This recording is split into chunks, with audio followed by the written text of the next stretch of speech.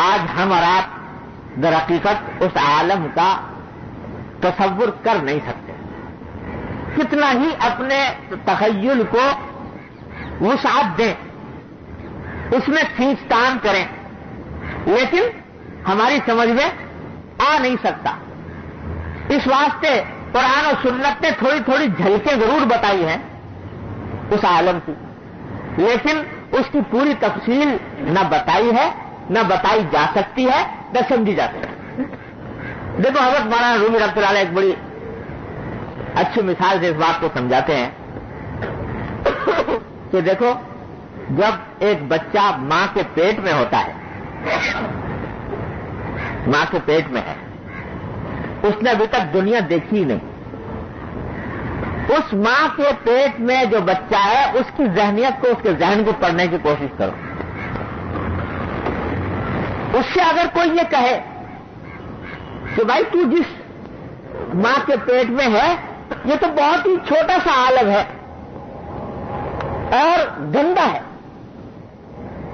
اور جس چیز کو تم نے اپنا غذا بنا رکھا ہے, ماں کے پیٹ میں بچے کی غذا ہوتی ہے ماں کا خون, اور خون بھی گندا خون, وہ اس کی غذا ہوتی ہے.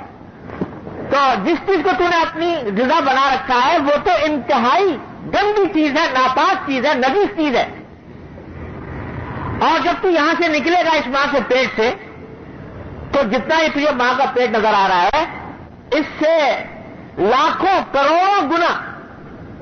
بڑا عالم بعد میں آنے والا ہے. اور تو وہاں جا کر یہ جس چیز کو بڑے مزے سے کھاتا ہے, اپنی غذا بنا رکھا ہے, اس کو دیکھ کر نفرت کرے گا, اس کا تصور کر کے نفرت کرے گا. اور وہاں تجھے ایسی غذائیں اور ایسی لطیف چیزیں کھانے کو میسر آئیں گی کہ تو یہ سب بھول جائے گا, اس کے اوپر لعنت بھیجے گا کہ میں کس چیز کو میں اپنی لذت کا محور سمجھ رہا تھا. اگر اس وقت اس بچے کو یہ بات کہی جائے ماں کے پیٹ میں, کیا وہ باور کر سکے گا؟ وہ تو سمجھے گا کہ میری یہی کائنات ہے اور اس سے باہر اس سے بڑی کوئی کائنات ہو نہیں سکتی, اس سے بڑی کوئی دنیا نہیں ہو سکتی, اس سے بڑا کوئی عالم نہیں ہو سکتا, اور جو لذتیں مجھے یہاں نصیب ہو رہی ہیں اس سے بڑھ کر کوئی اور لذت ہو ہی نہیں سکتی. لیکن جب ماں کے پیٹ سے, تو میرے والد فرمایا کرتے تھے اللہ تعالیٰ کے درجات بلند فرمائے کہ حضرت انسان جو ہے جب ماں کے پیٹ سے دنیا کے اندر آتے ہیں تو ترک وطن کے صدمے میں روتے ہوئے تشریف لاتے ہیں کہ اس کو وطن بنا لیا تھا ماں کے پیٹ کو,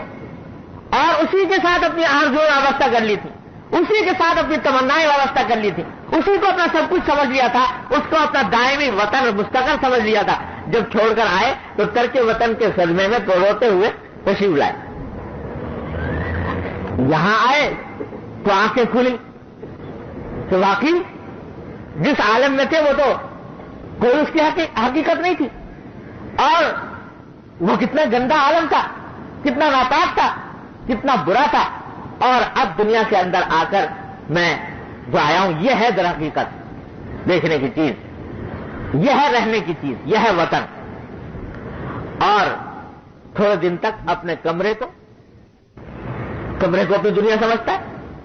تو اس لیے کمرے سے باہر نکلا ہی نہیں. کوئی کہے کہ بھائی تو جس کمرے کو دنیا سمجھ رہا ہے یہ حقیقت میں یہ تو دنیا کا کروڑواں اربواں حصہ بھی نہیں ہے. وہ کہا کہ توبہ, ابھی تو وہ چھوڑ کر آیا ہوں, ایک عالم اس سے تو یہ پتا نہیں 1000 گنا زیادہ بڑا ہے کمرہ, اب کہتے ہیں اس سے بھی بڑا ہوگا, تو اس سے بڑا کہاں سے ہو سکتا ہے, اس کا تصور نہیں آئے گا. پھر جب ذرا نکلا تو معلوم ہوا کہ صاحب یہ مکان جو ہے یہ اس میں اور بھی صحن بھی ہے, اس میں اور کمرے بھی ہیں, اس کی وسعت کا اندازہ ہوتا ہے, اس میں تو سب کچھ سمجھتا ہے.